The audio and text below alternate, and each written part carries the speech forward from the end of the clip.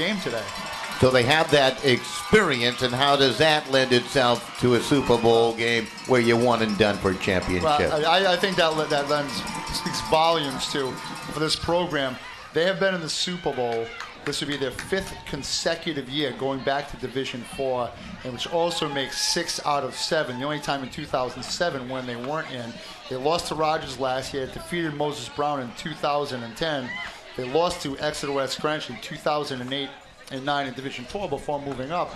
And I just think it definitely lends credence. Experience of being here definitely would help them with 22 members on the roster. They are scoring a whopping 42 points a game during the regular season, only allowing 12. And if East Greenwich is going to stay in this, it's going to be with their defense, only allowing 10.8 points per game. As you see the captains out in front, out in midfield exchanging pleasantries, and actually even better, the best pleasantry, there's a group of Middletown students in the press box ready to sing the anthem for us. Oh, I love that. Maybe we can get one of our camera people to peek their camera lens right here into the press box for the singing of the national anthem, as we'll have it live and in color. Certainly looking forward to that as this game just about set to get underway. The Division III championship captains, of course, meeting down below, and we'll have the traditional coin toss. They go over the ground rules, and that's pretty easy.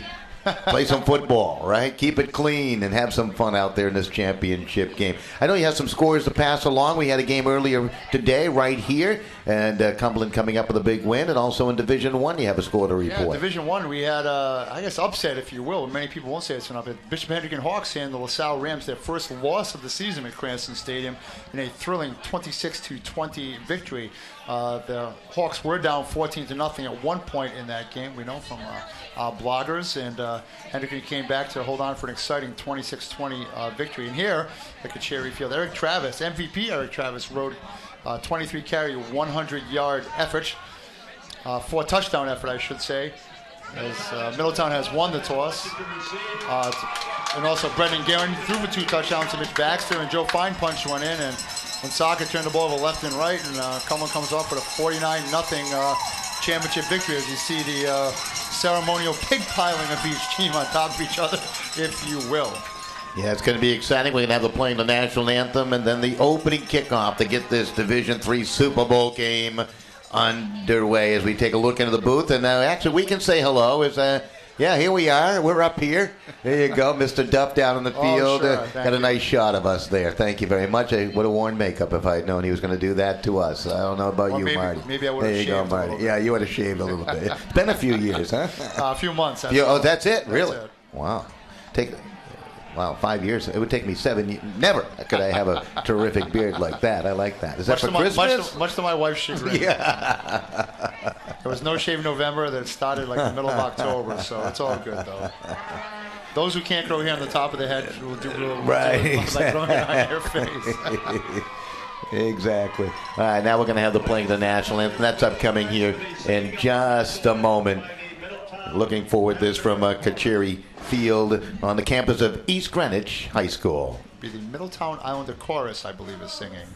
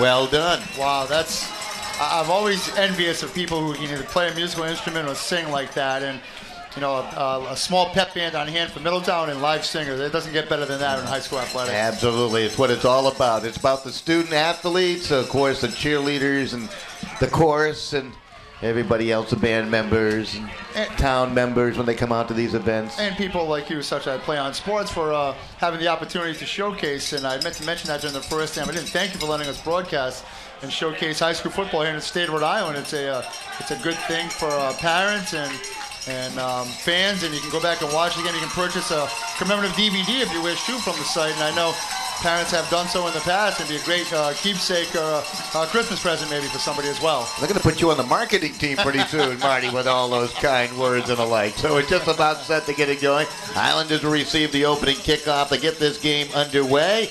If you're just tuning in, the Islanders in the sharp-looking, is that like a royal blue? Royal blue. Indeed it is, with the white numerals. And in the white uniforms, it's East Greenwich, and this game is underway. The kick will sail down, taken by Bailey, coming to the near side. Bailey trying to get around that corner. If he does, it could be trouble. And he's out to the 35, still on the run to midfield. And finally, going to be bumped out of bounds. When he got around that corner there, Marty, you knew it was big trouble. Oh, yeah, J.D. Bailey, one of the stars for this Middletown team on offense, picked up a great block from Randy Butler on special teams, a little right about the 15-yard line, and Butler's box sprung him free. And J.D. Bailey had his head up, his shoulders going, and great starting field position for this Middletown offense, which averages 300 yards a game on the ground. Justin Seller will lead them out at quarterback, and he's got a talented backfield behind him.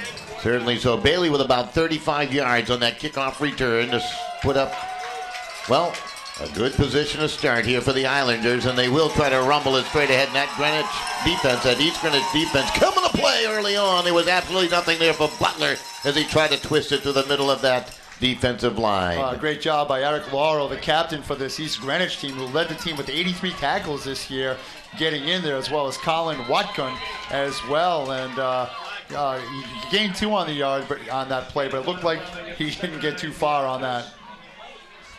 So it'll be second down and about 8 to go. They got 2 on the carry. Going straight ahead was Randy Butler. Now they'll shift the wide out. That's Bailey to the left side. He draws single coverage over there from Palmer. And the sprint left by Seller. Seller's going to pitch it, and they're going to string that play out effectively as Cruz could find absolutely nowhere to go. And all of a sudden, a pretty good defensive effort early on here by the Avengers. Yeah, Alex Clary, great tackle right there by the senior captain, who not only does it offensively, he also kicks the extra points in defensively. And, these schools did play, granted, 4 weeks ago. Things have changed, but it's just about making adjustments after your first drive is where this game's going to be won or lost. So it'll be third down and 10 to go for the Islanders of Middletown. They work with one on the backfield. They'll send a man in motion. That's Russ to the near side. It comes to the motion back, and that's a run by Russ. And he got around that corner with terrific speed, and they're going to move the chains as he gained 10 yards on the carry. Same play they ran last time. This time they broke Connor Russ off the end. Connor has rushed for over 1,000 yards this season with 14 touchdowns. He also does the defensive. He has 68 tackles for this Middletown Islanders squad. Well, when you have that gift of speed, you can just about do anything you want out there in the field there, Marty. Yeah, Arthur Bell is the head coach here at Middletown, doing a great job. A very fundamentally sound coach with these Middletown Islanders, having them back in the Super Bowl for the 6th time in the last 7 years. Bailey out left, wing to the right side. That is Cruz in motion. And they run the option. That's Seller able to keep it and travel inside the 45 and down towards the 43. Pretty good decision there. I think they had shut down the pitch option. Yeah, I agree. Good job by Seller. Good read by Seller. But what that does now too is it shows how the East Greenwich defense is playing that play. First time they went to the pitch man. Second time they run up. Now they can see if they see something, a weakness in either or, adjust a blocking scheme maybe, and maybe see to get more yardage out of that. Get the Avengers thinking a little bit there on defense as they'll use 4 across that defensive front. They bring the linebackers up a bit. Couple of safeties, and they crisscross in the backfield. A handoff and the run to the left side, and Vincent trying to turn that corner. Found some rough sledding. Couple of guys helping out on the tackle for East Greenwich. Yeah, Shamar Vincent, the speedy back, according to Bob Angel of WADK in Newport Radio, is a long-time broadcaster, Bob, and helps us out from time to time with some stats. And Bob said Shamar is speedy, and we've seen him earlier this year. I saw Middletown play once earlier this year. He is very, very quick.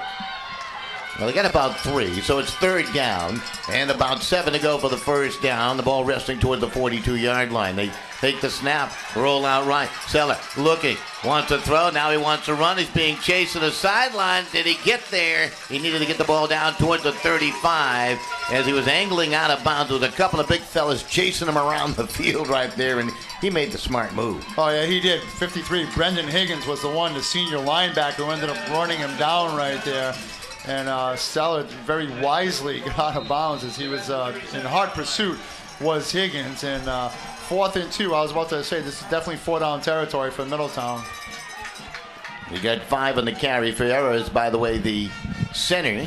As Seller will work under center. They'll send a man in motion again. They'll hand it off motion back near side. Russ has got the first down, and he lowers the boom. They were trying to tackle him, and I tell you what, he showed some pretty good contact on Matthew Cruz, who was credited with the tackle. Yeah, Matt Cruz coming up from his safety position to make the tackle, but at the same time they needed a first down last time.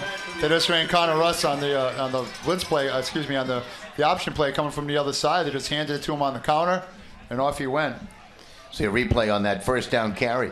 You got a nice kick-out block right there by number 51 for Middletown, Mitch Sullivan, to allow Russ to head upfield to get the first down. Seller will send a man in motion. That's Traeger out to the left side. Now another man in motion. Vincent out left. And they go with a quick hitter off the left side. Slanting through that line of scrimmage was Randy Butler. And Butler with a healthy gain on the first down carry as he's down inside the 25 towards the 24-yard line. Yeah, if not for Matt Cruz once again, as you alluded to on the play before with another great tackle there, it might have been more for Randy Butler right there. Impressive opening drive here for Middletown as they started the drive at about their 35, well, 30, about what, the 45-yard line, right? On the 35-yard kickoff return. Through the middle they go, and that's Russ, the ball carrier, and this time there's nowhere to go. The Avengers will shut it down. A couple of guys ferocious. Higgins, for one, helping out as part of the tackle gang. Yeah, along with Britton Condi, number 70. You're looking down on the field. East Greenwich definitely has a size advantage up front, along with Duncan McIntosh, number 76 in your screen, along with number 62 there, Colin Watkin. But Middletown is very deception. They pull their guards a lot. They pull the tackles as well, and they do a lot of. They use their speed and their blocking schemes. 3rd down on a couple. They pitch it left side to Butler. Butler trying to turn the corner with a straight arm. He's got more yardage than he needed for the first down. I'll tell you what, he pulls it all the way down towards the 7 before he's spotted out of bounds. That was a big stiff arm around that corner there. Oh yeah, but he picked up a block from Connor Russ, number 3, before he even got to that corner to allow him to spring it. And good hard running by the senior. You'll see right here out front, number 3, he just pushes man away, and then here comes the stiff arm, and he just gained more yards as he stiff arms number 34, Kyle Palmer right there, and as you alluded to, picks up another 10 yards right there. They actually spot the ball outside the 10. They can pick up a first down, but they don't need that. Touchdown run through the middle by Connor Russ. And Middletown on the ground, they make it look easy for 6-0 lead. Doing what they do best, just run the ball. Connor Russ, who had 2 big first down carries for the Islanders here to help them pick up first down, gets rewarded with the touchdown. And credit the Middletown offensive line. Great blocking up front by the Islanders. That was terrific blocking. The holder is Seller, the quarterback. The extra point try on its way. And that's Ferreira putting it through. Not only does he snap it, he can kick it, and there's that touchdown run. He just ran right off tackle right there, and he just went right up the middle. Good job blocking at the point of attack. And boy, he has some speed, Connor Russ, because he went right through 4 East Greenwich guys before he got to the end zone. As you see the head coach for Middletown, Arthur Bell, talking to his guys now, getting them ready for special teams. Absolutely. So important to special teams. How about the Islanders down below? You know, that's a great nickname, by the way, because they do literally live on an island, right? Right next to Newport. You got to take a bridge to get there, the Middletown. Yes, they do. Middletown, Newport, Tiverton, Portsmouth, the island schools or the island communities, if you will. Jamestown, another one, and they definitely are the Islanders. I was fortunate enough this year to go to the Middletown Athletic Hall of Fame induction banquet with 2 of the greatest backs in the history of their program. John Thompson, no relation to the Syracuse basketball coach, and Delano Joseph Brooks, Joe Brooks. So both went on to star at the University of Rhode Island, were inducted along with their longtime coach, Coach Cappy. So a great tradition of football out on the island in Middletown. Ferrer with a short kick, a maze of players as part of the return team for East Greenwich. That's a team effort as they bring it out across the 40. They unraveled. I believe the ball carrier actually was Rock. Cameron Rocky, is that how you pronounce his name? Rock. Cameron Rock dropped the E. Okay. Great field position right here, though, once again, as Middletown started with a great kickoff return. East Greenwich answers with another kickoff return to start themselves with good field position at about the 43-yard line for East Greenwich. So East Greenwich trailing 7-0 with their first opportunity with the football here with 6:28 remaining in the opening quarter. And they work with the quarterback under center, and penalty flags will fly as Andrew Miner is the starting quarterback. He's a junior for East Greenwich. And let's see, offside going against Middletown, the defense. So the encroachment penalty, and that's 5 yards for the offense. I see Joe Schwab, the referee in your picture right there, signaling the penalty. He's mentioned Miner. He's thrown for 1,108 passing yards, has thrown for 19 touchdowns, and rushed for another 4. The junior quarterback, not a senior, one of the top juniors in the state, not only at his position, but as players. That's fun to watch, guys, and you know they're going to come back and be even better as a senior. I agree. Miner under center. They only need 5 for the first down. They want to race straight ahead, and they'll scrape up some yardage on the Crawford run. Carney Crawford able to pick up the first down. He says hello to Islander territory to the 44. Speaking of talented juniors, right on cue, Carney Crawford, who was rushed for 1,678 yards and 13 rushing touchdowns on the season. So you got a skill guy at quarterback who's a junior, your top back's a junior, and an offensive line right there using its size, as we mentioned on defense as well, to push some people out of the way, and good for East Greenwich first down. Cruz will go wide to the right side as a receiver. They'll use a slot to the near left side in Palmer. And the quarterback Miner to work under center, and they'll hand it off. A little spinorama by Crawford, and then he's captured. Cruz helped out on the tackle. A couple other guys grab and hold too. It might have been Plummer, Marcus Plummer, helping out along that defensive line. Boy, good spin move right there as Mike Garvey, number 34 from Middletown, had a chance to wrap up Crawford in the backfield. But that spin move, and a lot of people will tell you they don't like that spin move with you back to the defense, because that's when people get speared or people get hurt. But he did it so quick, he kept his feet moving forward. Like he was on ice skates. Yes, that's good. Well point. A guy named Bobby Orr had that move, remember? Bobby Orr did have that move. I mean, you brought up someone from the past, right? Boston sports legendary. There's a good run out to the left by Crawford, as he's just a hard-nosed runner down to the 30-yard line, and that's going to move the stakes. They needed 7, and they got plenty more than that. And all of a sudden, East Greenwich is on the march trying to get back into this ball game early. Oh, much to the delight of the East Greenwich faithful in the bleachers in front of us. Good hard running by Carney Crawford. We'll see in the replay here, 2 guys miss him in the backfield. He almost goes down, regains his balance, and he keeps running, almost eludes another man here, but look at his legs are driving. They're churning the whole time. Great determination, as you saw in his face, too. Got about 12. This is Cleary, the ball carrier, going straight ahead. You know, no doubt about it that East Greenwich now trying to establish the run game as well, where East Greenwich's run may establish the pass. Middletown does pass the ball, either only out of desperation or if need be. They're not a big passing team. They'll run first. East Greenwich breaks the huddle. They send Rock wide to the right side. Slot to the right side. Receiver to the short side left is Cruz. They will throw. A little screen out to the right. It is caught and advanced downfield by Kyle Palmer, as Palmer down inside the 20 toward the 19-yard line. Well-designed play. Yeah, one-step drop by Miner. He just turned and fired out to the flat. That's the old Wes Welker bubble screen, if you want to call it. And good job in upfield by Palmer. Nice tackle that time by Mitch Sullivan, who leads this Islander team with 115 tackles. They're going to need more like that if they want to stop this drive from progressing. Again, Cruz goes wide to the right. They bring the slot Palmer to the left side. They're going to hand it off and full steam ahead. And that's a good run for about 5, maybe 6 by Carney Crawford, as he'll test the teeth of that Middletown defense. Yeah, Britton Condi and Duncan McIntosh up front that time, blocking for East Greenwich. Nice job by the East Greenwich offensive line, along with number 53, Brendan Higgins, and number 54, Eric Laurel, the captain as well. So they have some beef up front, East Greenwich, and ride your hot hands. Benj is knocking on the door, second down, and a good 4 to go for the first down. Boy, Crawford starts way back there in the backfield, takes the handoff, trying to come left side, shucks a tackler, and now he'll gather some company. He's able to struggle and bring that ball down, maybe toward the 9-yard line. Very close to a first down there, Marty. Yeah, Preston Ferreira and Christian McGowan each had a shot in the backfield to wrap them up. And those are the plays that hurt you, where you turn a negative into a positive and momentum on your side. And instead of being 3rd and long, now it's definitely 4-down territory inside the 10, as East Greenwich will try to pick up the first down to hopefully even the score against Middletown. Minor, the quarterback, will work under center. Lone running back is Crawford. 3rd down and short. They need about a yard for the first down. There's receivers in the sets left and right. As a Minor, with a long count, takes a snap, they hand it off. Mr. Dependable goes straight ahead, and he's got the first down. He'll mark the forward progress inside the 9-yard line on the carry by Kearney Crawford. Yeah, great tackle. Mitch Sullivan that time wrapped him up. He did get the first down. As you see, Marcus Plummer lost his helmet in that scrum and came rolling back about 5 yards into the backfield. But however, nice tackle, but not before a first down for East Greenwich. It will be 1st and goal.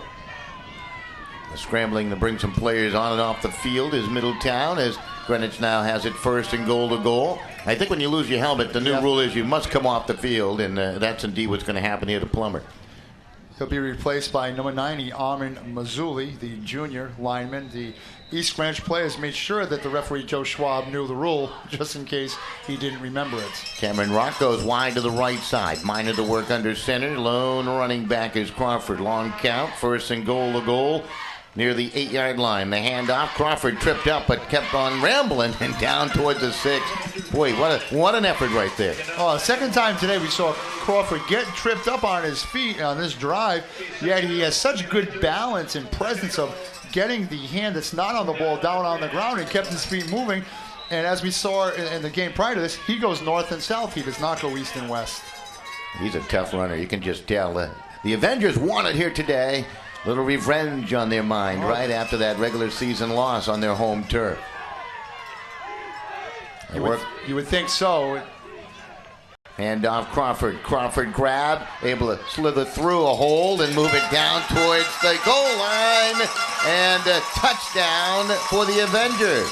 I was about to say you would expect so. A little revenge. Playing on your home field for a Super Bowl in front of your home crowd. Doesn't have to travel very far. And right there now, they're an extra point away from notching the score up at 7. Crawford with a tough run. Cleary has been efficient for our East Greenwich with 29 PATs on the regular season. One of the captains, right-footed kicker. Down by 1 point, 1:10 remaining here in the opening quarter, and a kick on its way. And this game is brand new. Tied at 7 on the Cleary extra point. Touchdown, nothing fancy. The handoff goes right here to Crawford. Makes a man miss. Keeps on moving his feet, lowers his head down. And he's into the end zone. So Crawford with that terrific effort. And we'll get the kickoff upcoming here in a moment. Back now, Coach Bell now talking with his team. As the teams head back upfield, tied at 7. Reminder, an earlier action today, Bishop Hendricken won the Division I Super Bowl, a 26-10 victory over previous undefeated LaSalle Academy at Cranston Stadium, high score of 26-20. Cumberland, right on this field, Kacheri Field here at East Greenwich, defeated the border rival Woonsocket High School 49-0 during the state's first Super Bowl title on the field. All right, so the kickoff from right to left as East Greenwich back into the ball game. We've had 2 possessions and 2 scores here, Marty, in the opening quarter. Hopefully we get a shootout as they squib it along, and the Islanders will fall on it down at the 30-yard line. That was a smart play. As that was Randy Butler able to fall on the football. It'll be 1st and 10 for the Islanders. Yeah, it was muffed by Jamon Bryant, the backup quarterback for the Islanders, muffed the punt, and smart move by just falling on that so you don't lose any field position as well. Now we can hear each other again. That's great news, isn't it? Yes, we can. I like that. First and 10 for the Islanders. They march down the field and score the first time they had the football, using that vaunted running game, and they're going to come right out and run it again, and this time the Avengers will stop that in its tracks as that run going over the left side. The ball carrier looked like Butler with nowhere to go. Battle of 22s. Randy Butler wears 22, as his counterpart, Connie Crawford, on the other side, and good job up front that time by the East Greenwich defensive line, not allowing him to pick up any yardage. While we say he only gained 1.5 yards, 2 yards. However, a 2nd and 8 is different than 2nd and 2, 2nd and 3. Working under center is Seller. Takes a snap, they hand it off. Vincent trying to go left side, and he scoots around the left edge outside the numbers there towards the 44 before he's brought down the play. Actually, the 39-yard line, excuse me. Good burst of speed by Shamar Vincent. As once he did turn the corner, he kind of saw his hand waving a little bit. He head upfield and picked up a great gain that time for Middletown. It would be 3rd and short. That's right. And the first quarter is going to expire. It's going to come to a quick close. Boy, wow. They went up and down the field. That was a record. That was a very fast first quarter. You might be home in time for dinner if this game progresses. That's right. Connor Russ, an 11-yard touchdown run for Middletown. 6-0 lead. They had the extra point. And then you had Crawford bouncing back with a 4-yard score with the extra point good to tie it at 7. This one going as expected through one quarter, Marty. Oh, yeah, it is. These two teams are pretty evenly matched. I mean, if you look at the numbers-wise up and down, and a 20-7 victory is only a 2-score victory, which could have been a 1-score game going late into the game where another one put it out of reach. Two well-coached programs, and ironically, the East Greenwich coach John George was the quarterback at Cumberland High School, which earlier won Super Bowl title today here, Division II, before Paul Murphy, who is now the offensive coordinator for Cumberland High School as well. How do you keep this all in your head, Marty? I mean, how do you know all this I'm stuff? the Cliff Clavin of high school sports. A lot of information that means absolutely nothing to anybody but us. I like it. I get a history lesson all in one day. And you'll never come back to Rhode Island ever again after this. I will, I promise. I like Federal Hill. Oh, no, of course. Federal Hill's nice, right? It's wonderful. You gotta great dinner and some good Italian food. Oh, absolutely. First play, second quarter. Handoff right side, Russ. He's been a dominating force thus far, and he's able to make a small advance, but enough for the first down as they cross the 40 and out to the 43-yard line. Nothing fancy with Russ that time, just around the right edge. Good call by the coaching staff, too, is Randy Butler, every time he's been trying to run inside, they don't have anything, and they're just trying to run Russ off the end. And once again, every time Russ has touched the ball, I believe that's his 4th carry. He had 2 for first downs.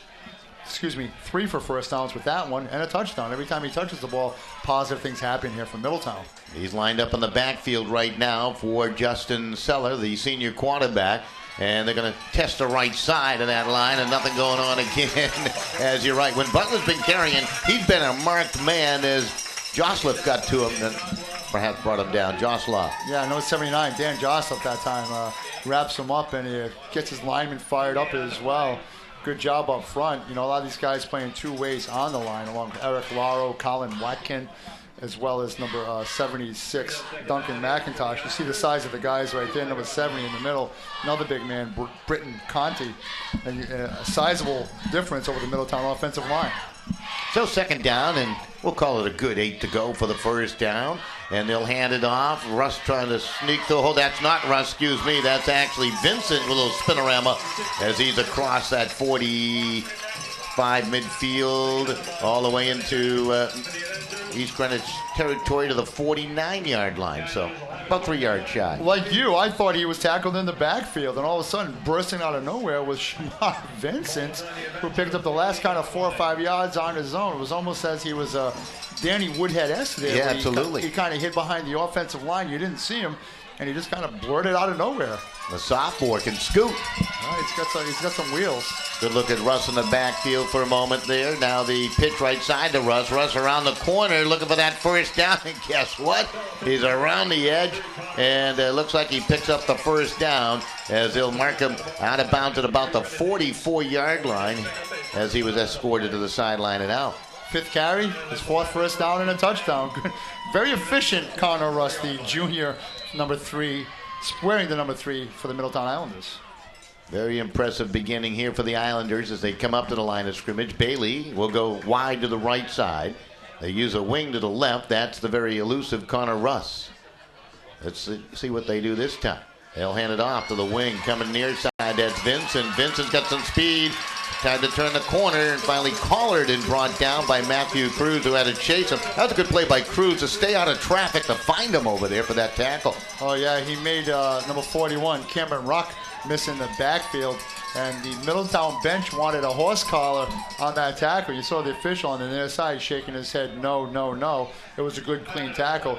But more impressively, great running by Vincent to turn nothing into something for the Islanders. Yeah, he got about 6 yards. This has been impressive. Their second touch with the football, second time into Avenger territory. They went out at 7. And again, follow the work under center. And they'll run to the short side of the field. And there he goes. Butler showing his power as he just blows it down about the 49-yard line. Randy Butler said, not enough of you guys tackle me. Enough of you knocking me over. Lower the shoulder, lower the shoulder, and pick up the first down. Good hard by Randy. It is, but people live for the right out there, back and forth. Been exciting. It's been a great Rhode Island here. This event. Quarterback looking around that end. Guys out there.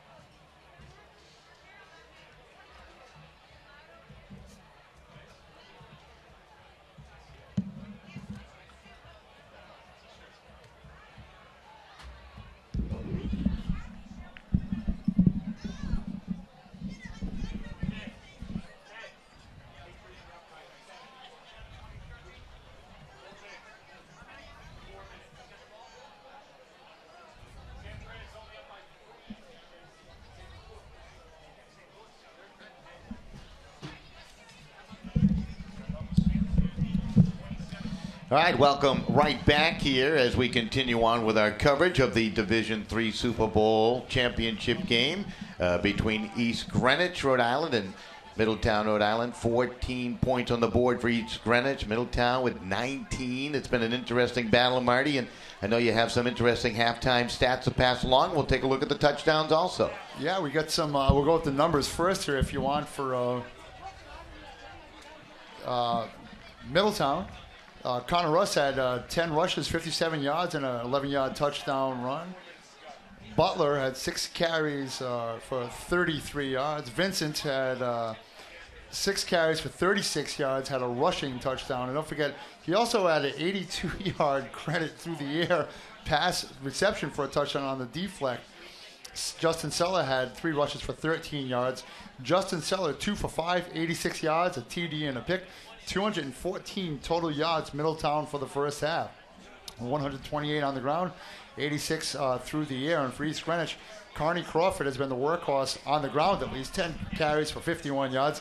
Alex Clary has carried the ball once for 5 yards. Andrew Minor, 8 for 10, 72 yards, TD and a pick. They have 56 yards rushing and 72 yards passing for 128 total yards in the first half. Here's the first touchdown you'll see as Connor Russ, just inside handoff, kind of runs up the middle and kind of makes everybody miss him. Russ had a great first half for the Islanders. He really did. He really set the tone, didn't he, for the Islanders on that first drive. Now here comes Crawford, who has that great balance all half long. Once again, lowering his head, keeping his legs moving and fighting for that goal line. That would tie the score at 7 with 1:12 remaining in the first half. Much to the delight of the East Greenwich crowd. Now here's the first touchdown on the ground by Vincent as he kept his legs moving. They tried to tackle him around the waist, and they never wrapped him up. And Shamar Vincent used his speed to give Middletown a 13-7 lead. The extra point failed. And here is the 82-yard pass play as Bailey went up. The ball was deflected right into the hands of the speedy Shamar Vincent. And that's an 82-yard touchdown pass. Yeah, Vincent just took off. I tell you, he never quit in the play. That was half the battle there, right? Oh, no, he didn't. He stuck with it, and he kept on going. This is a huge touchdown because Middletown could have gone into the half up 19-7. East Greenwich put that last drive together in the last minute of the first half. We're going to see a great pass and catch here between Minor to the corner of the end zone. Totally outstretched, leaving his feet, going up and coming down with the ball was Cameron Rock for East Greenwich. And now at halftime, it's a 19-14 game, and that was a huge drive to keep East Greenwich in the game. Yeah, it'll be interesting to see how this second half plays out. A little bit of a strategy change by East Greenwich. It actually worked out into their favor as they did away with their ground game, used a passing attack, and they got them right back into the game. So they have found something here that perhaps Middletown's going to have to think about in the second half. It's a passing attack led by Minor, their quarterback. Oh, yeah, and that's the one thing that East Greenwich, I think, if there is an advantage they do have, is they can switch gears like that and go up top, where Middletown is, as we said, was average 300 yards a game rushing over the course of the season of run. They have 128 yards here rushing in the first half. That's pretty good for any high school team, let alone a pro team or a college team for that matter. This is, I meant to say at the top of the broadcast, the third time that these two teams have met in a Super Bowl, 1972 and 1997. Both games resulted in Middletown victories. So East Greenwich looking to get off the schneid, as you would say, and try to win a championship here. They will get the ball to start the second half, and if you want to talk about momentum, end with a touchdown and get the ball right back again. Absolutely. Also, the interception at the end of the half, too. So a couple of things going in the favor of the Avengers. As you mentioned to all the folks out there watching around the world on the World Wide Web, folks down in Florida and California and Europe and Asia. It's amazing where they'll tune in from to watch high school athletics. And, of course, I have a friend in Hawaii who follows me religiously. He listens to all our broadcasts. There you go. Give him a shout-out. Jeff Fagnet in Honolulu, Hawaii. How are you, Jeffrey? There you go. A little squib kick along, and the Avengers will field that cleanly. Nice tackle. Strike able to move it out to about the, he moved it out. Stretch moved it out to about the 35-yard line, and that is where they'll put it in play, 1st and 10. Connor Russ, who's been everywhere, made a great special teams play there And a lot of these teams, obviously, with not that their numbers are small, their playmakers will play offense, defense, and special teams. And Connor Rust that time stepped up with a great shoestring tackle to allow any further yardage gained by East Greenwich. All right, Andrew Miner has thrown a touchdown pass, and he'll work under center. His squad down by 5 slim points, 19-14. They'll hand it off into the backfield, and Crawford nowhere to go. He's hit immediately and brought down. That play was just busted up. Michael Garvey, for one, breaking up the play. I don't know if the ball came out there or not as the official threw the Joe Schwab. I saw that, through the beanbag. So I don't know if the ball came back out and came to him. But talk about adjustments. Heck of a tackle that time by number 34. The sophomore linebacker, Mike Garvey, as you alluded to, met him and didn't allow Crawford to go anywhere. Yeah, Garvey's had himself quite a game from that linebacker spot. He's up tight at the line of scrimmage right now. It'll be second down at about 13 after the loss of 3. And play action. Miner back, wants to throw out left, and that is dropped by Stretch. He had to spin to try to find it. It was thrown behind him, so he nearly made a terrific catch. Yeah, great big bull rush that time by Randy Butler, too, as well. Forced the quarterback to throw the ball before he wanted to, and he was actually trying to plead with his case to Joe Schwab, the referee, about getting a holding call. Made him throw the ball before he wanted to. So third down and 13 to go here for the Avengers. As they break the huddle, they come up to the line of scrimmage. Eric Lauro, one of the captains, the snapper, the center for East Greenwich. They use one running back, that's Crawford. Twin wide out to the short side right, and oh boy, Middletown may have jumped right there. Ferreira, a little anxious on this left edge. Let's see how the officials saw that down below. Number 76, a lineman for East Greenwich, was holding his head, Duncan McIntosh, like it was going to be against him because he thought he might have flinched. However, much to his delight, they get 5 yards back, and now it'll bring up 3rd and 8 for the Avengers, and that changes your playbook right now. 3rd and 8 from 3rd and 13 are two definitely different plays. Well, we were spoiled earlier today with temperatures hovering around probably 55 degrees. Getting a little chillier now, the wind picking up a little bit, blowing right now into the face of East Greenwich. Not all that tough, but back to pass Miner. Miner looks, wants to throw over the middle. That's a great throw. Did they count it as a catch? No, incomplete, as Palmer could not hold on. He took a big licking when he tried to make the catch right there. Well, that was a great play on both ends. That was a great route run by the wide receiver. Good throw, hard ball thrown by Miner. And a great lick once again, looks like by Mike Garvey, once again hitting him. And it'll bring up a 4th down, and East Greenwich will now have to punt the ball. Perfect timed hit made him drop the ball as he was attempting to stretch for the 1st down. Alexander Clary to punt it away. Line of scrimmage, the 37-yard line. Twin safeties back deep for the Islanders. And it's a good snap. Kick away with the right foot. Good high kick. Fair catch called for and made at the 30-yard line by J.D. Bailey. And that is where the Islanders will put it in play. First and 10, there is a flag down at the 31. That was a great job by J.D. Bailey on that fair catch. If he let that ball roll, it was an end-over-end kick. That would have picked up another 15, 20 yards and pinned the Islanders even deeper in their own territory. 33 yards on the punt without the return. The officials are talking into the Middletown bench. There is no flag. It is being waved off. As the officials in Rhode Island are not mic'd, as they were mic'd in Massachusetts yesterday. They are going to step it off, and valid fair catch. 5-yard penalty back to the 25. Interesting.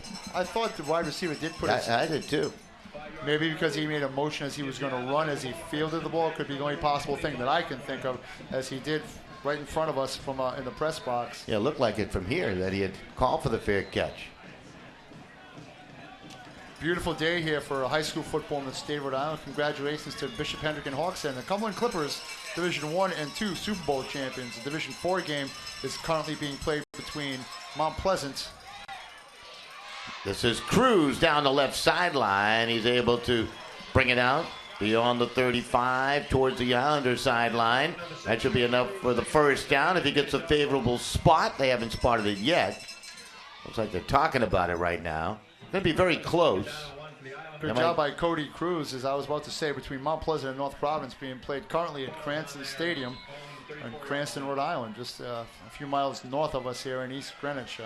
Cody Cruz not heard from a lot in the 1st half, as Connor Rust did most of the running along with Shamar Vincent. They hand it off, and going straight ahead is Butler, their power runner. And Butler needed a couple for the first down. Looks like he got that, as they'll pick it up with a movement of chains and put the ball back down towards the hash mark. So good, tough run for the first down. Yeah, that's a good job right there by the Middletown offense. Whoever's calling their plays, the offensive coordinator, either Stephen Pont or Arthur Bell here. Because what happens is you're in their speed guys to the outside, you stretch out the defense, then here comes your power right back up in the middle and you work across Randy Butler. They send Russ in motion. They pitch it to Russ, trying to go around that right edge, strung out and brought down. Making the tackle was Cameron Rock. Rock had that great touchdown catch earlier, and that's a huge defensive play. Oh, what a play by Cameron Rock right there. As Russ tried this, the first time Russ has been actually stopped all day. He went to stiff arm him, and he wasn't allowed there. He didn't want any part of it, and he held his ground. He wrapped him up nice and low around the legs. As we spoke to earlier, he didn't try tackling around the waist. He went low on him. See the crowd in attendance here at East Greenwich High School enjoying the action. Yeah, loss of a couple yards. First time Russ has gone negative. Beautiful facility here in the state of Rhode Island, East Greenwich High School. They're going to hand it off. A little shift through the middle. Vincent trying to find some running room, and they tie him up in a knot. And that's another gang tackling effort. A lot of caps in on the ball carrier. Lauro, for one, leading the cause. Yeah, Lauro, Colin Watkin, Britton Conti in there as well. Lauro is the senior captain, Eric Lauro. That's at 83 tackles on the season. And the counterplay is not working right now for Middletown. They try to run it outside. They try to run inside. It's their pattern. I would see if they're going to try to run outside and maybe roll Seller out on this play, as we got single coverage out here on J.D. Bailey with a distinct height advantage. Seller will start under center. Vincent in motion, rolls out near side, sets up, wants to throw, airs it out and long and incomplete. Intended for Bailey. In on the coverage was Cleary, but that ball was well overthrown. Well, that was a great ball by the quarterback. Running to his left and throwing off his right foot was Justin Seller. If Seller had thrown that ball earlier in the game to Ryan Traeger, who he had opened twice, they might have 2 more scores if he had thrown the ball like that. Absolutely. What happened to that deflection pass for score? They don't have that in their arsenal again. They lost it. No, I think that play's already been run out of the playbook. If you miss it in the first half, a long throw by Seller was deflected and actually right into the hands of Vincent, turned into what, an 82-yard touchdown pass. Yes. There's the kick. That's high. And it's going to be bobbled by Cleary. It's still free. Islanders appear to have recovered, and they have on the botched punt return. They come up with a fumble recovery, and there was Shamar Vincent on the recovery. What a surprise. Shamar Vincent, he's been making plays, doing everything. He scored a touchdown on the ground. He scored a touchdown in the air. And you'll see this punt, he just kind of hit him in the shoulder pads. He never let his hands get near the ball. Great job by Vincent shielding him off with his body, and just fell right on the ball there was Shamar Vincent. So they'll have it 1st and 10 on the costly turnover. Can the Islanders cash in? This is Vincent to the near side. He's had the hot hand with 2 touchdowns and now a fumble recovery. And he's able to turn the corner and move it well down towards, as they try to spy it on the far side, the 24-yard line, Marty. Boy, he turned the corner, and he just headed up. As we saw him in the past, once he gets to the edge, he's gone, and he picked up yardage. He just outran Carney Crawford, the talented junior defensive back / running back for the East Greenwich Avengers. He just went right by him. Shamar Vincent, only a sophomore too, Marty, and he's putting on a show here in this championship game today. He has been terrific. They'll shift in the backfield, bring the tight end tight to the right side. Seller, the quarterback, hand off right. That's Russ, and look at him go down inside the 20, and that's plenty for the first down as he moves it towards the, the 12-yard line or so. Credit number 51, Mitch Sullivan, right there coming back into your picture. Had a nice kick-out block on his man to allow Russ that hole to run through, and the Islanders once again are in business at the ball at the 15-yard line of East Greenwich with another very fast-moving quarter of football in front of us. They send Bailey wide to the right side. Russ remains in the backfield now in motion, and the quarterback on the run the option, turning it right side. That's Seller, and Seller with a good decision, angles to the sideline and out of bounds, and That's going to move the change down inside the 10-yard line, Marty, as they're knocking on the door for more, trying to extend their 5-point advantage. East Greenwich has the advantage where it can do many, many things, pass and throw. However, Middletown does so much out of its run set. They hand off inside, they can hand counter, they get to the edge. They have the option with the quarterback that it's almost not a passing offense, but they have so many different options, you don't know which one you're going to defend for. Right there, Justin Sella, for the third or fourth time running the option with much success.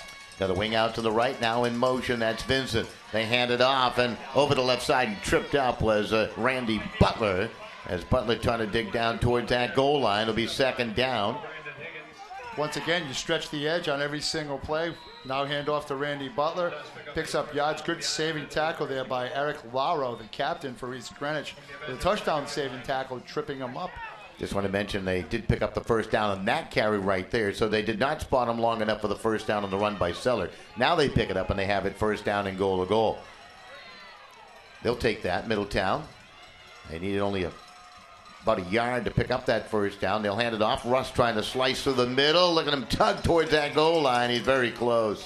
Wow, great running by Russ on inside once again.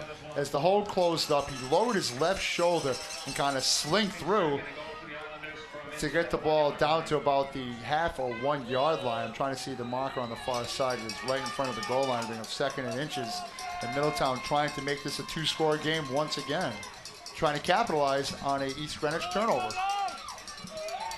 Yeah, that botch punt return looming big right now. Bailey wide to the right. They get the power back, Butler in the backfield. Then Russ in motion. And that's Russ with a handoff. And I'll tell you what, great work by that Avenger defense. They did not, well, they were not fooled by the deception at all, as they just scrambled in and they hovered around him and brought him down. And Russ has been so tough. Yeah, Brendan Higgins and Eric Lauro, both senior inside linebackers, number 53 and 54, were the first ones to meet him. And you're right, Russ has been actually stopped on 2 plays for no gain, and one of them was earlier on, right before they had to punt the ball, and now down in goal territory. Obviously, it's 4-down territory, so it's instead of third and inches, he maybe lost a yard on the play. They bring up third and about 2 for the Islanders to try to get the 2-score lead. Pitch it right side, Russ trying to churn it towards the end zone. He's in for the touchdown from 3 yards out. His second touchdown carry, and now Middletown on top, 25-14. That's great. That's great execution by Middletown. Good seal on the right-hand side right here by everybody. A nice pitch to the outside. One step up in, and you get a great block on the outside right there by Shamar Vincent, along with Christian McGowan on the offensive line, along with Marcus Plummer. As they blocked down, the pitch went out, and you saw him score the touchdown. Now Middletown up by 11 will go for the 2-point conversion. So they have the quarterback Seller to work under center, and he will play action, runs left towards the pylon, in for the 2-point conversion. That's a big 2 points. They up their lead to 27-14 now, Marty, with 5:28 remaining in the third quarter. Well, Sellers showing great speed that time, running at the ball is placed, as you know, at the hash mark, which is at the 2-yard line, straight center of the field. Took one step to his right and just came around for the 2-point conversion. And another thing that can do, though, on that is you just scored a touchdown. You go back, East Greenwich goes back to the huddle. Obviously, things aren't going well. It was a quick snap. He went on one. He turned, and you can see as soon as he turned the corner, some of the East Greenwich guys maybe even let up a little bit. And now it's a 13-point game. So it'll be interesting to see what the Avengers do. I mean, they've been content throwing the football, and they're going to have to come out slinging it again here with 5:28 remaining in the third, down by 13. Well, once again, we see a turnover is costly, and Middletown puts points on the board. The only turnover that wasn't costly was the interception by Middletown at the end of the halftime. That's right, that botch punt return, and yeah, at the end of the half, of course, time expired, so they couldn't do much with it when you talk about what the Avengers had, the pass interception at the end there. There's a bouncing football. Uh-oh. And running with it. Rock trying to find some room. He's still on his feet and pounds it out to about the 26. You had the uh-oh when he was retreating with that football there. Well, yeah, he got the ball back to where he actually touched it for the first time, but not without going back and over a few yards. And yes, I did say uh-oh. He was going the wrong way, and it was all blue jerseys. But give Rock credit for getting back to where he put the ball down. And there is a slight wind now with 5:14 remaining here in the third quarter.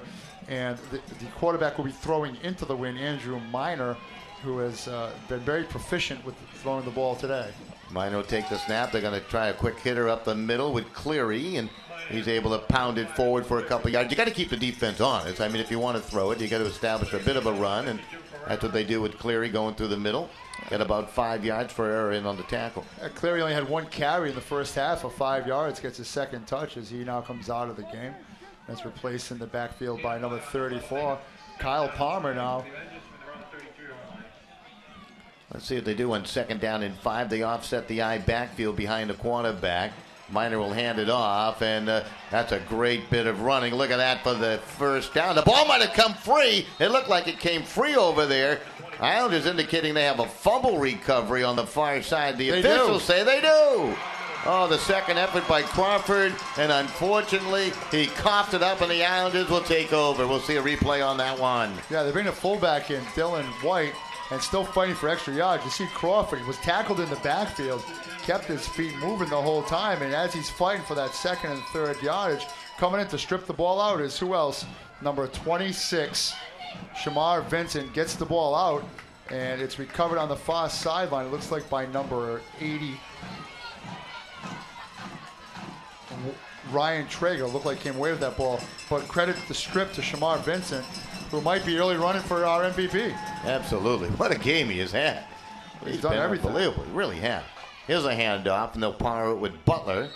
So they're trying to put this game out of hand here now in the third quarter, Marty. 27-14, trying to take advantage of, those turnovers. Theoretically, Shamar Vincent's responsible for 3 touchdowns from Middletown. He ran in for one. Caught the immaculate reception for an 82-yard touchdown run. Recovered the fumble after it went off the shoulder pads of Cleary on the punt. Shielded his man enough to pick up the ball and allowed the touchdown to be scored on the run by the quarterback, Justin Seller. They hand it off again, and that's Butler traveling straight ahead. He's a hard-nosed guy, isn't he, Butler? You know, you look at Butler and you look at Crawford, two peas in a pod. They're identical, where they just like running people over. Now, if you're Middletown with 3:30 to go here in the third quarter in a 2-score game, to try to make it a 3-score game, you hold on to the ball, and if you want to worry about eating up clock, that's your strength. Just don't change from what you're doing right now. Need about 6 for the first down here on 3rd down. Ball just inside the 30-yard line. They'll send Russ in motion, hand it off to Russ. Russ trying to find a hole through the middle, and they're going to bring him down shy of the first down. But I would imagine it's 4-down territory, be 4th down. And about, good 3 to go, maybe 4, Marty. Yeah, credit East Greenwich's defense at that time, as Russ tried to turn in the corner, and he couldn't do it. They made him cut back. He found an alley, but they made him cut back inside, and it is 4th down and 4. And credit the left side of that Middletown defense. That East Greenwich defense led by Crawford's over on that side, along with number 77, Alex Turquetta for the East Greenwich Avengers. Ball to 27, 4th down and 4. Big play for the Avengers from a defensive aspect. They hand it off. Vincent trying to turn the corner. Scoots to a arm tackle. Turns it down the sideline and picks up the first down. What a run by Vincent around the left edge. Well, I'll tell you, if he didn't get the first down, he's going to be very close as they are starting to move the chains. What a great second, third effort by Vincent. They had him pegged in the backfield, not once, not twice. And it's almost identical play. They ran the same play to our sideline, to the near sideline on the press box side. And he just keeps making guys miss, and he hits that burst of speed, and he heads upfield. Shamar Vincent, the speedy sophomore tailback for these Middletown Islanders. I think you should remember that name. Yeah, I would agree. Pretty good by the time he's a senior. I would agree. He's good now. Yeah, that's amazing. All right, a little trickery, and run right goes Russ. Did he take a direct snap there? Yeah, they're another Wildcat right Yes, there. They ran it to Russ. Why not? It's another different look out of your running game. And it just keeps the clock moving, keeps the chains moving. As we saw in the Cumberland game, that's the type of game you want to have on first down. 5 or more yards, it opens up the rest of your playbook. And they've been doing it most of the game today, has Middletown. They have not used the air attack at all. Well, they have. I mean, they scored a touchdown. It was rather lucky.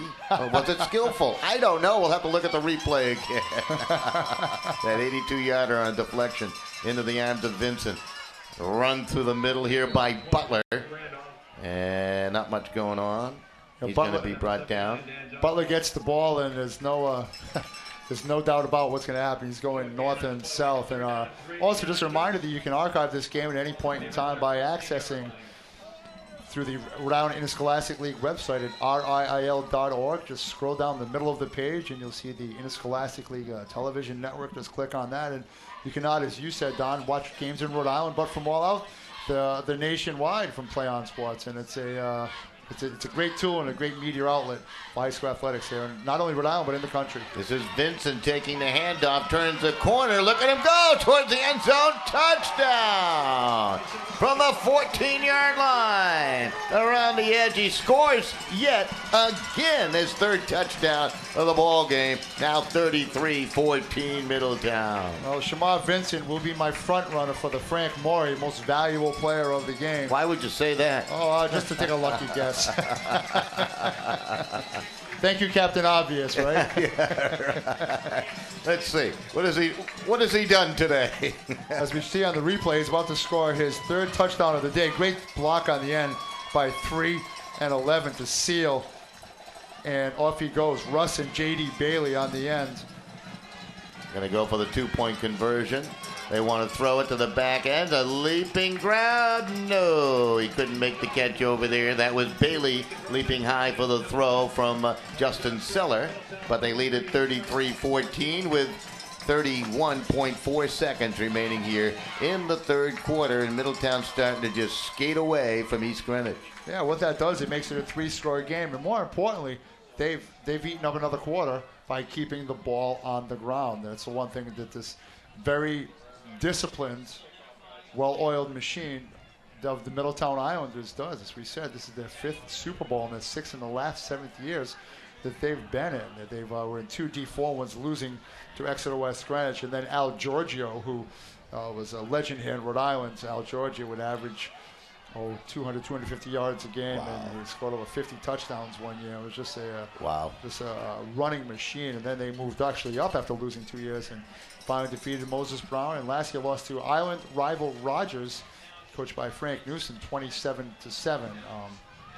So it's just Middletown doing what it does best. And for a small school too, you look at both sidelines, great numbers on both programs, and winning breeds winning, and that's the bottom line. Absolutely.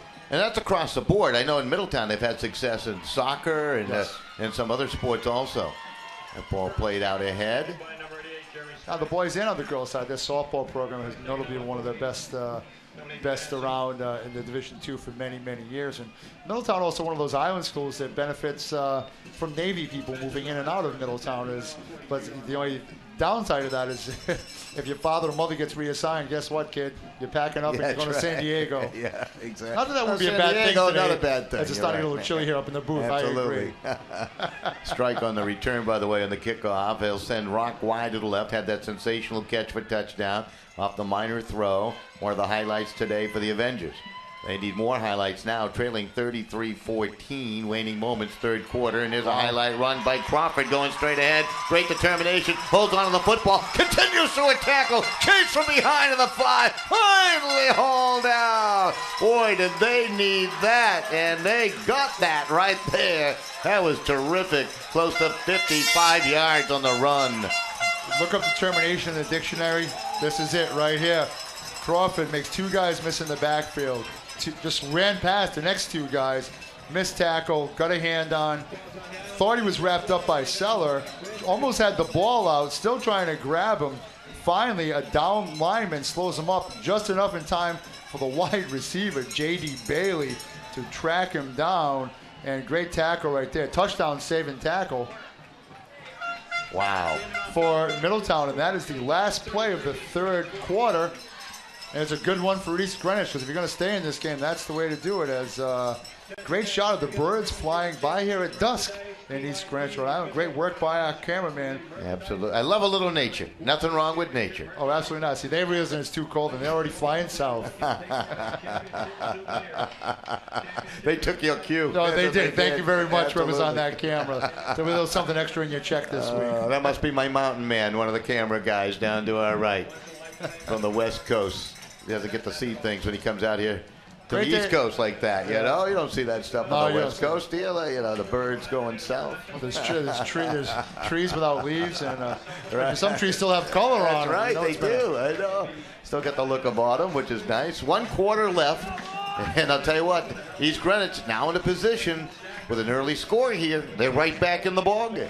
It's just it's as you look at the score, saying 33-14, it's a blow, but it's anything but that. That's right. It's been a rather entertaining game, which is no disrespect to Cumberland's blowout of Woonsocket and winning the title That's right. of 49-0, but and congratulations to the Cumberland Clippers as well. But a little more action back and forth, and you and I not trying to awkwardly fill as we go along. Absolutely. Let the play down the field do it all, and that's great. One of the nice run just moments ago by Crawford.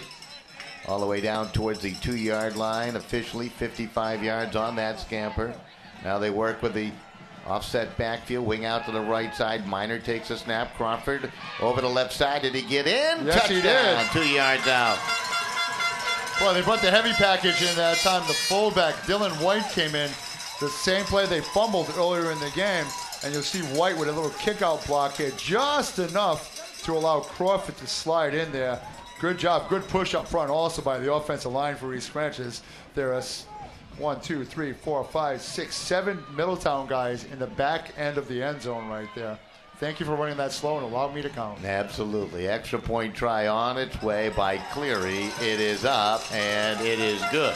So now we have a 33-21 game. That's a 12-point differential. So it's 2 touchdowns, the difference.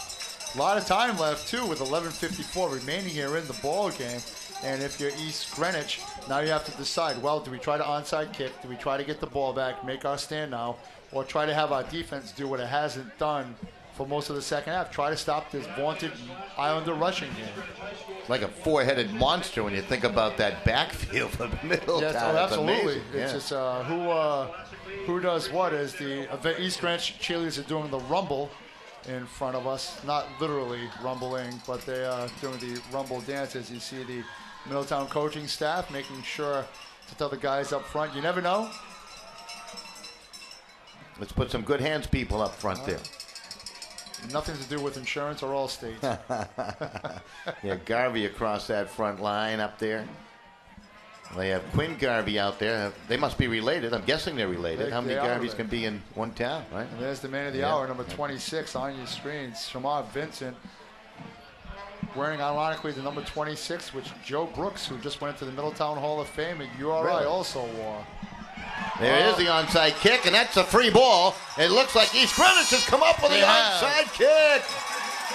Well, that was well done, well executed. They shot that right at Mazzulli, I believe, and it just bounced around. It took a tough hop. That was like a hard hit grounded to a shortstop, and it was bobbled and recovered by the Avengers. Well, the one thing the turf will lead you to do is it's a great surface, but if you're looking for that bounce, it's your home field. I'm sure that's happened time and time again.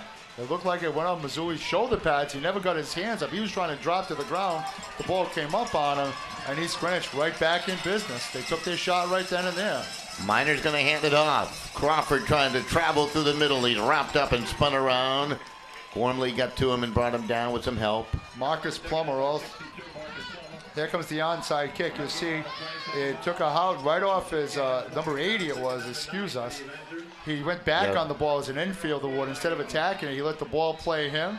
It short hopped him, and that was Ryan Traeger.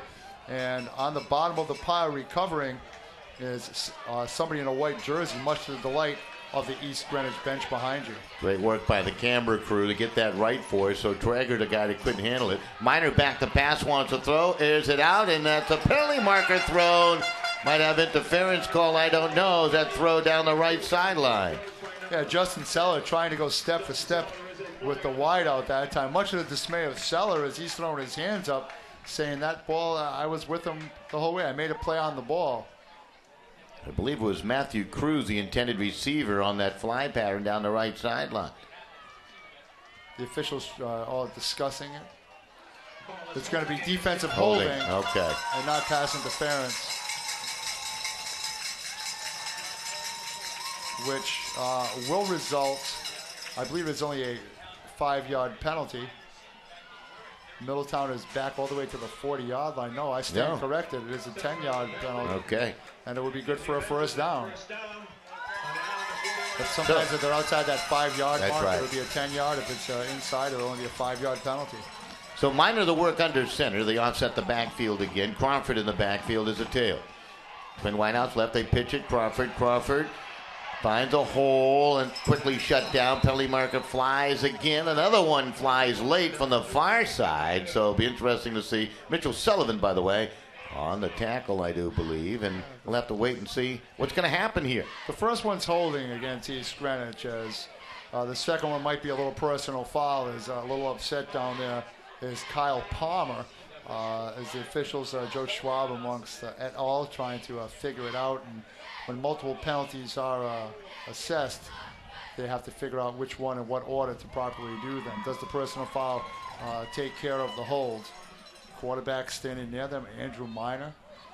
Now call back to the East Greenwich bench instead of trying to figure it out. And here comes Joe Schwab to let us know what's going on. It's going to be a hold against East Greenwich. And then after that, it's going to be a dead ball personal foul against East Greenwich. A double whammy. That's going to be a 25-yard penalty. That's going to push the ball way back into East Greenwich territory because it was a dead ball foul. That's right. So the mark off the first penalty is back at the 50-yard line. And now Joe Schwab will mark off the 15 yards. So push them all the way back to their own 35-yard line. So a big turn of events right there, which brings up first down and Narragansett to get back to the first yard marker. Yeah, scoreboard reading 41 yards. We'll let them do the math for us, Mark. I'll agree. As I said, I didn't know there would be any math on this quiz. I didn't bring the calculator either, so I'm in trouble myself. We're not in trouble. The Avengers are in trouble right now. Actually, they're going to change it to 35 yards, which seems about right. Well, that's a big momentum swing, too. You're back in the game. You're fighting. You get the onside kick. You're trying to push back into the game, trailing 33-21 with 10:58 remaining here in East Greenwich. Minor back to pass, wants to throw over the middle, got a receiver, and that is a heck of a catch through the middle. Wow. It's a big man, number 88, Jeremy Stretch, the tight end that time. He just ran it right down the middle of the seam, turned around, and great pass, great catch. As two Islanders all over him. He got hit just as he caught that ball. They moved that ball down to the 41-yard line. They got a whole bunch back. They needed to move it to the 31 for the first down. So they got the 25 yards. They were penalized right back on one throw. Stretch made a nice catch. Receiver going wide to the right side is Cruz. That was a well-thrown ball and a better catch. Crawford in the backfield. Second down and 10. And they'll hand it off on the reverse, and that is going to be busted apart as Palmer had absolutely nowhere to go on that play. Michael Garvey in on the tackle. Oh, good job by Mike Garvey that time. Is what he did was he stayed with his blocker. The blocker was still pushing. He stayed with him. Pushed the blocker aside, and he just wrapped him up. And now it's 3rd and long for East Greenwich here, as they've gone forward, and backward once again. They could put up 100 yards in offense on this one drive here, going back and forth, just trying to pick up one first down. The yo-yo effect is not a great offense. Roll out right. Minor looks back left, throws left, underthrows. Crawford over here. It's incomplete. Took it on a hop.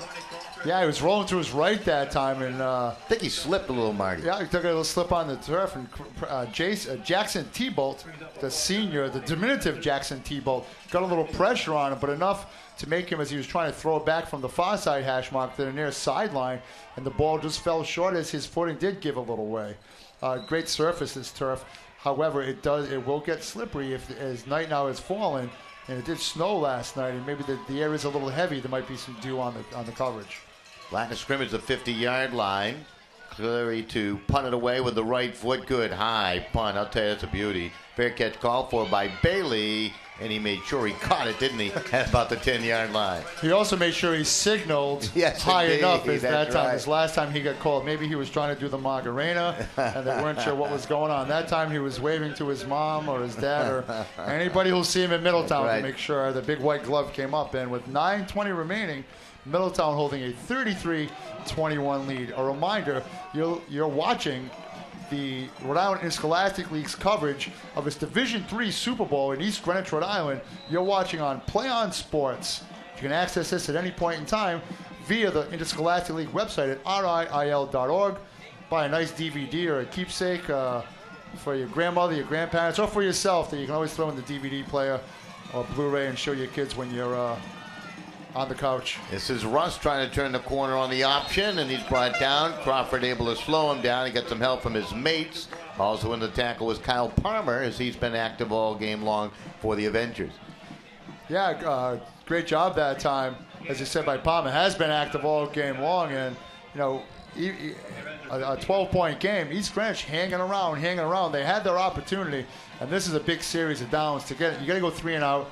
Because you'll get the ball back with under 8 minutes to go. A first down here, and you burn another minute and a half off the clock, and then you start to run into trouble if you're East Greenwich still down by 2 scores. Yeah, and this offense is designed to chew up time as much as anything else. Reverse the direction, coming to the near side. Vincent this time. No, they don't get him. Now he's reverting back the other way. Back to the 5, spins off a tackle, coming back to the near side. Now he's finally in trouble and hauled down at the 3-yard line.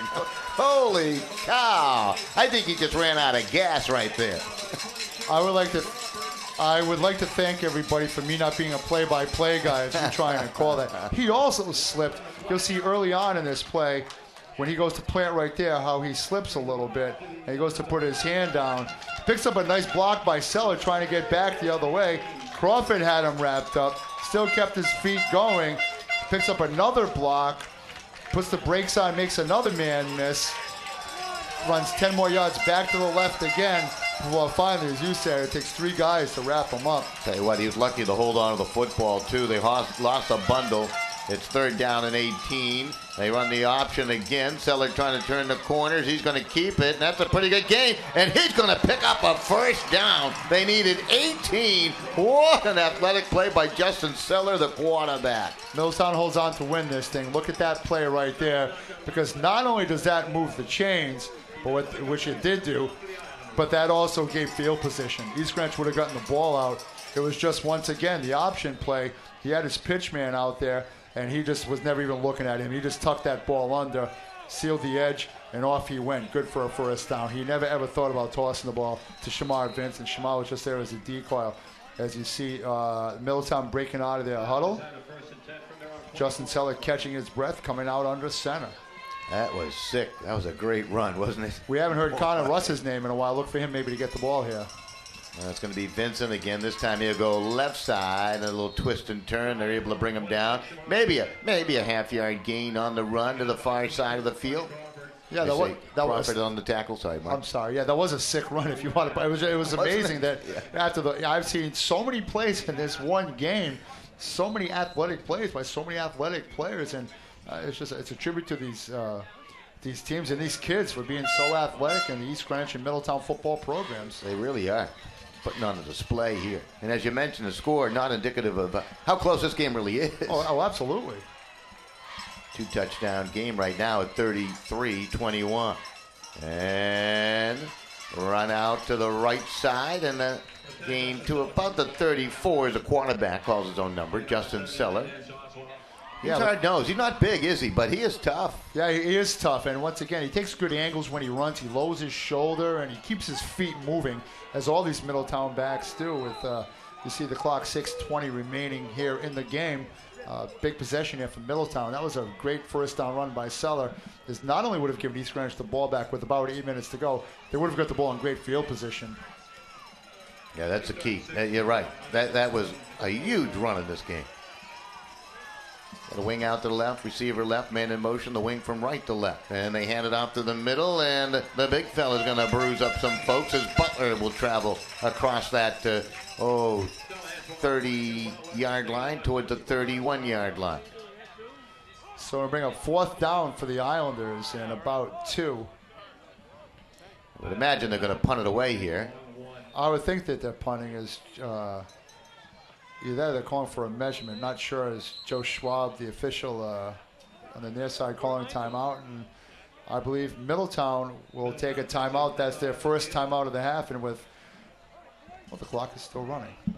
It's at 5:31 5:31 remaining here in the ball game. This is our second game today. It's been a pleasure doing these games with you, Don. I've enjoyed it, Marty. It's been a lot of fun. It has been history fun. lessons, and I hope I'm back next year to help out up here in the beautiful state of Rhode Island. The Ocean State. It is a beautiful state. It's not very long north to south or east to west, but it's a very rich athletic tradition-wise state as well, and two very tradition-rich programs here in East Greenwich and Middletown playing. And I feel like I'm at home. I'm from the Boston area. To hear these accents I hear in Rhode Island, actually more Bostonian than my accent, I think. It's amazing. Yeah, so it's great to be here. Yeah, Rhode Island is definitely a unique place to be. It is a unique but it's place. it's home, and the Northeast is a great place to live. You're an hour from the 40 minutes on the beach, and you're an hour from Boston, a couple hours from New York. Hartford's right around the corner. You want to be in the mountains. You're 3 hours out of New Hampshire or Maine or wherever you want to go, and a great place to live. Yeah, it is. It's beautiful. Second on my list of Connecticut. Obviously now living in Connecticut. Right, exactly. I wouldn't go back to Massachusetts, I don't think. And off run right side. The traffic unbearable in the state of Massachusetts. Run by Russ. Although they play their championship games at Gillette. Yes, they do. Which is a terrific venue. And in basketball, they also play at the Garden, or the TD Bank Garden. Yeah, exactly. And then I think at one point they go to the Centrum as the 4th down handoff. The inside handoff was given to Connor Russ, and they're trying to look. It looks like from here. It's interesting they went for it there. They're gambling a little bit. I guess you could do that with 5:24 on the clock, and you're up by 12, and some confidence in your defense. And it's a play that had worked numerous times for Russ. He'd only been stopped for less than 1 or 2 yards on 3 or 4 plays. It's a very important measurement. Great job by the camera crew right there. And if they pick it up, that's a terrific call, right? It looks like they have. Yes, they have. Great job by the cameraman on the field picking that up right away. You see Don Filino on the chains, and that official standing there to make sure that ball doesn't move. The MHS, Middletown High School, each team uses its own football when they are on offense here. Joe Schwab out there talking to everybody. Good officials, they'll talk to the offense, to the defense, let them know. Second down, okay, here we go. At the end of the play, all right, fellas, that's enough. Time to get off. A very experienced officiating crew here. Working all 4 of the Super Bowls, a much deserved reward for your work during the regular season. I tell you, that was a big decision to go for it, and they got it. And this is Butler now, as they'll grind more time off that clock, Marty, down to the 5-minute mark. Now even if you don't pick up a first down in this possession, although if you went for it there, I'm sure it's 4-down territory here as well, as you picked up 2, and to just be happy, sit in the huddle, let the game clock and the possession clock roll on down. And Middletown looking to avenge last year's Super Bowl defeat to Rogers High School by winning its 2nd title in 3 years, and they're well on their way to it. However, there's still a lot of game left here. If East Greenwich can somehow come up with the ball and punch one in quickly, it's a different story. Sent Vincent in motion. Pitch to Vincent, trying to turn it left side. Got some blockers in front. Quick down the sidelines. Got the first down. And a little bit more. Let's see where they say stepped out of bounds. Out towards the 49-yard line. They'll move the stakes again.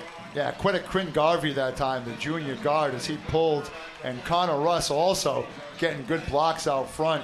And to allow Shamar Vincent, leave it to a sophomore, to put a team on his back and to keep making plays all day long to carry him. And he definitely, with 4:17 left, if Middletown does win this game, which they're on their way to doing, would be my most valuable player. I totally agree with you. I can't see anybody else getting the award. No. I mean, he's been that dominated. He has done really everything. Early on, it was Connor Ross actually had a great start. And speaking of that, Russ gets the ball, heads up field, picks up a good hard 3 or 4 yards on first down. Would have been 2nd and 7 for the Islanders. But Connor Russ early on, was the guy to go to, but they found something, the adjustment the coaching staff made in Shamar Vincent. Absolutely. It was like Russ set the tone and took the bait, and then, he's Greenwich all over him, and all of a sudden, where's this guy Vincent come from? And he scoots to the middle for a touchdown, had another touchdown run, the catch for a touchdown, what a fumble recovery. It goes on and on and on. Middletown is grinding the ball out. I wonder what time of possession would be. I would think it would definitely be 2-1. Absolutely. If not more than that, in favor of the Islanders. About 3.5 minutes left by the time they snap the football here. Run out to the right side, and again, Russ protecting that football, and the carries ahead. It was Butler, on the carry. So Butler, Randy Butler with the carry, the senior. Yeah, Randy Butler, one of the seniors. But you look at the rest of these skill guys. Shamar Vincent's only a sophomore. Connor Russ is only a junior. Justin Sella, obviously the quarterback, is a senior, but J.D. Bailey, their wide receiver, the DB, is also a junior, an underclassman. So still some talent remaining in this Middletown, this very proud Middletown Islander program. They come up to the line of scrimmage, 3rd down, 5 to go.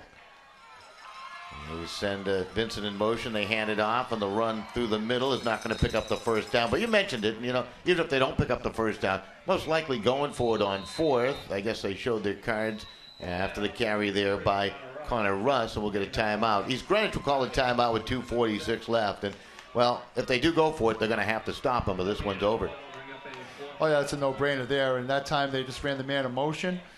Going through was Vincent. They faked the handoff to Butler, and they hit Russ coming off the edge. And with 4th down, obviously you do have to stop the clock with 2:46 remaining here. And a first down here essentially ices it, as East Greenwich will have 2 timeouts left, but irregardless, it's still a 2-score game.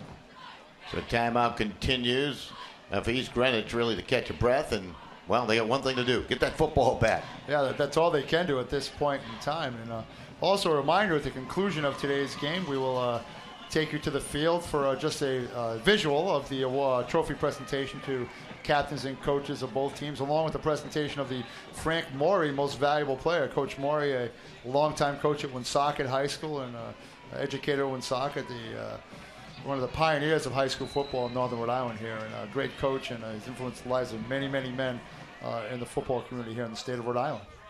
It'll be interesting to see who picks up the hardware. In our prior game, we had a terrific effort, and of course, young man scores 4 touchdowns and acquires the award. So they're going to boom it away. They do kick it.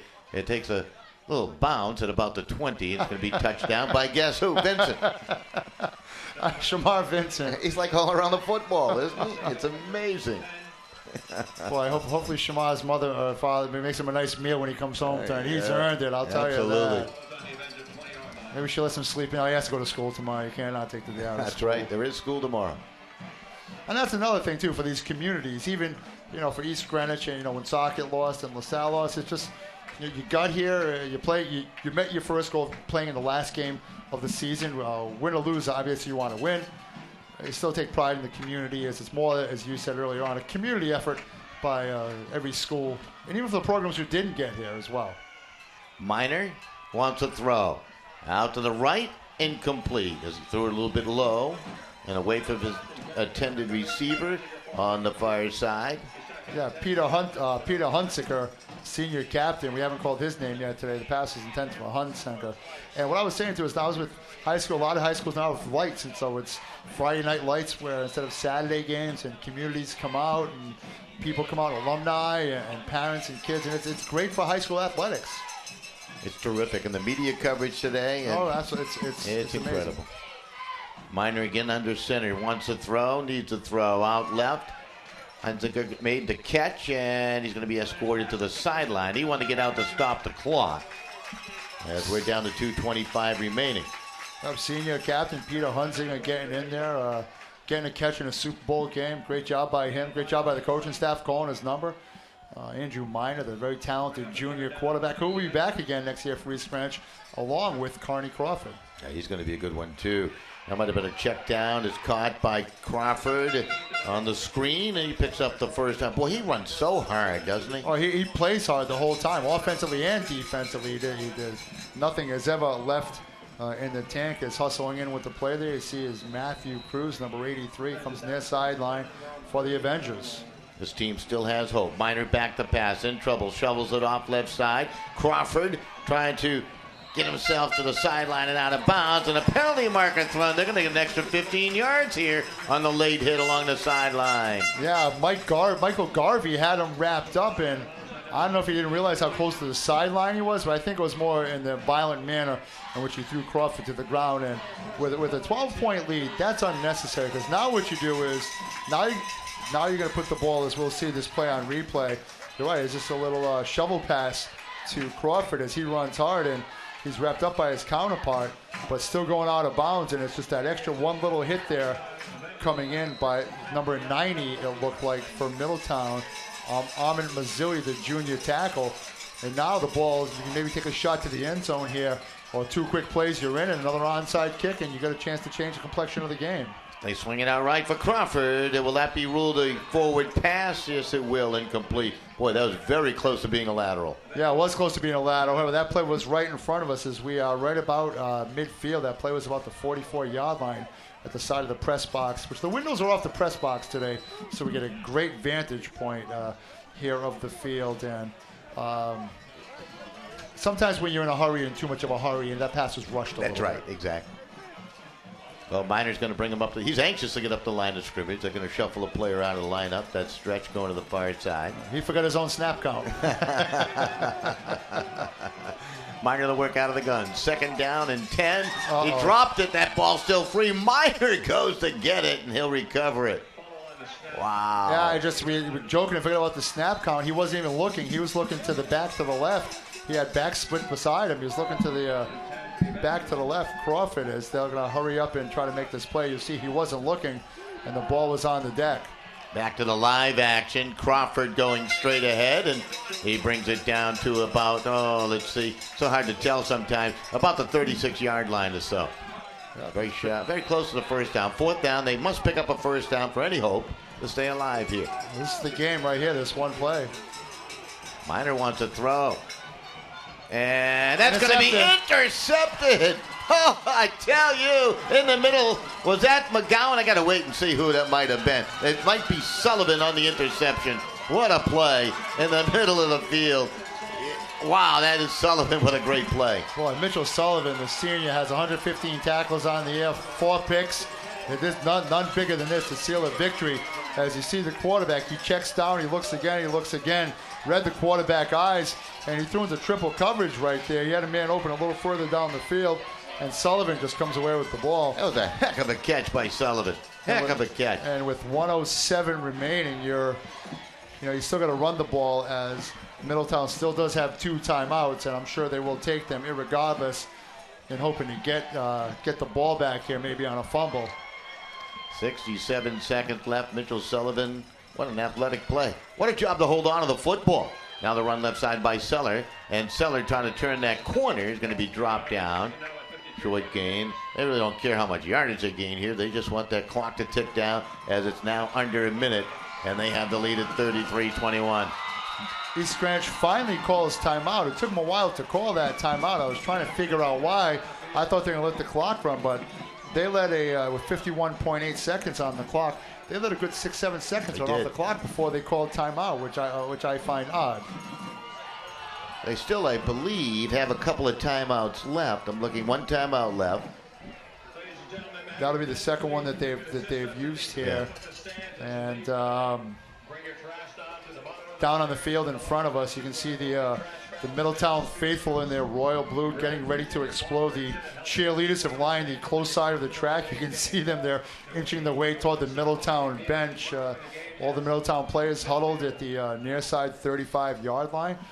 I don't see any Gatorade jugs moving near the coach at this point in time, however. Let's keep an eye on that.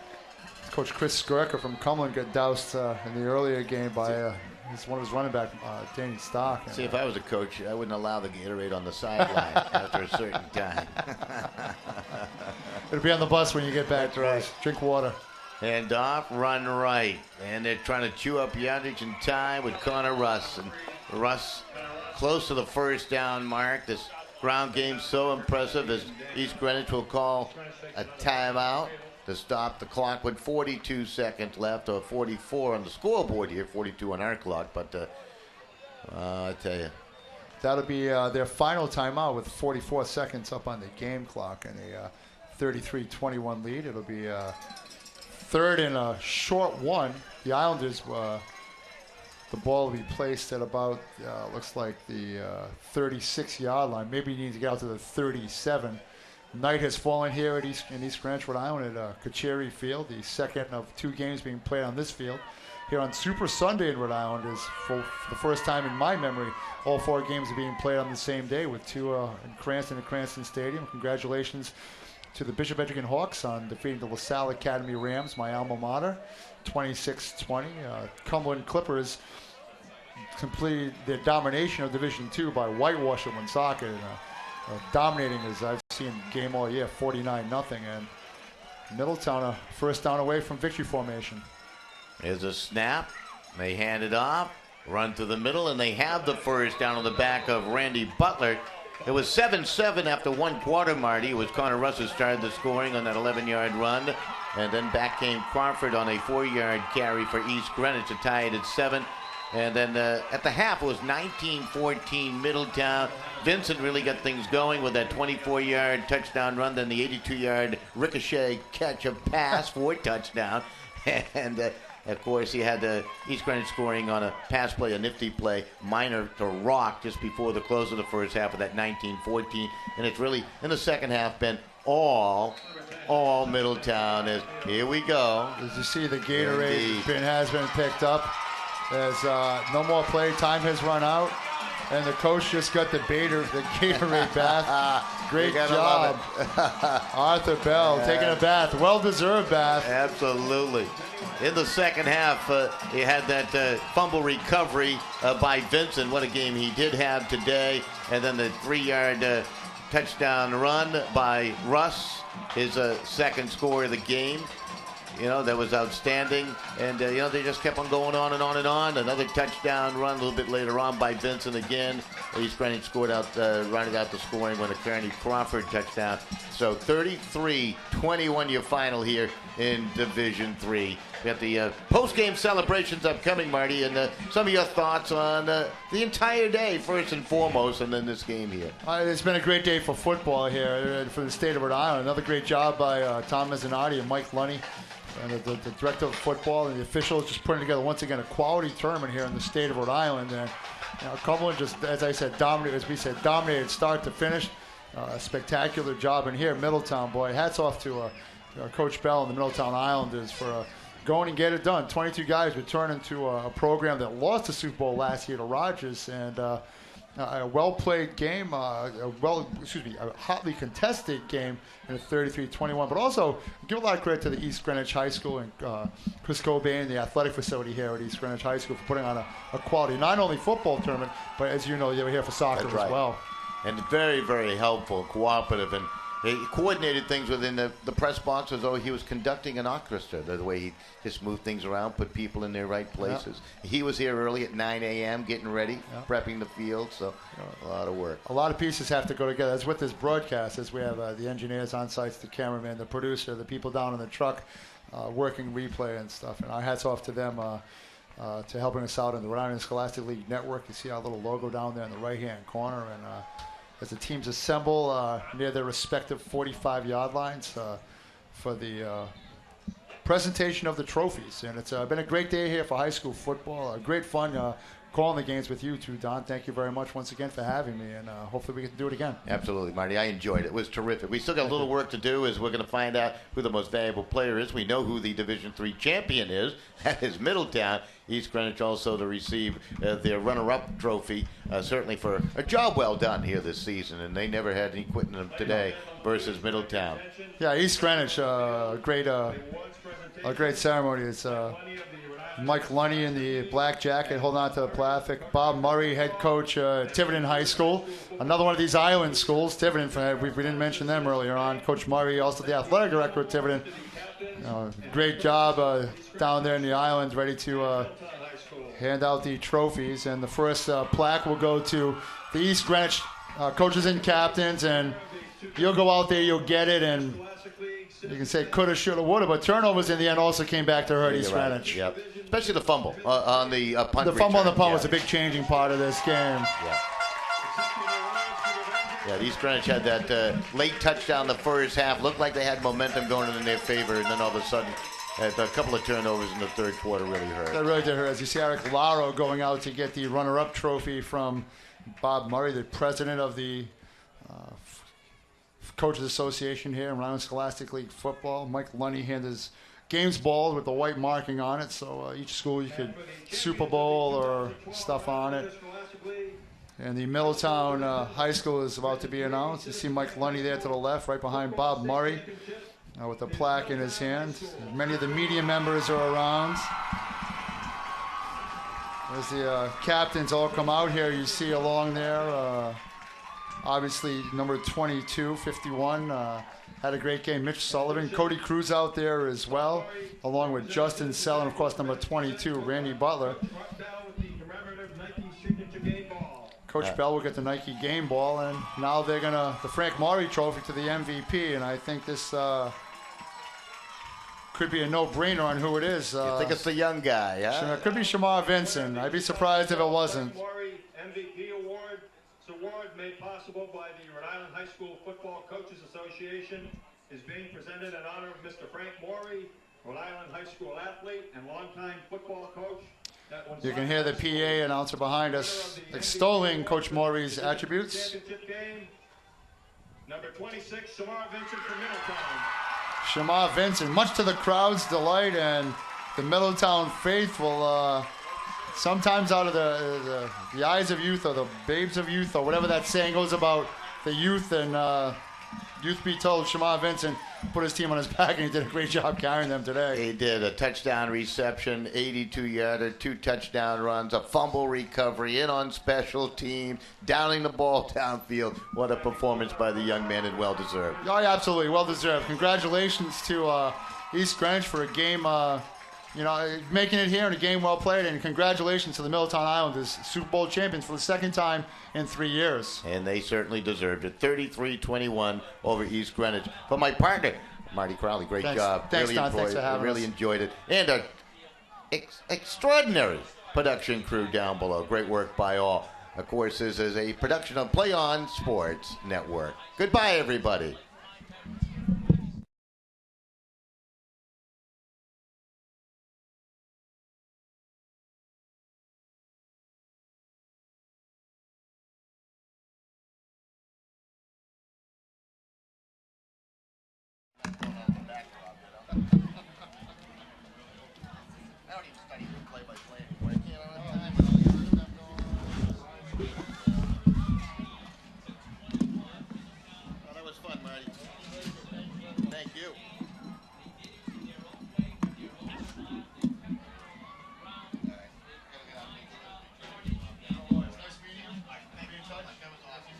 Come back, guys.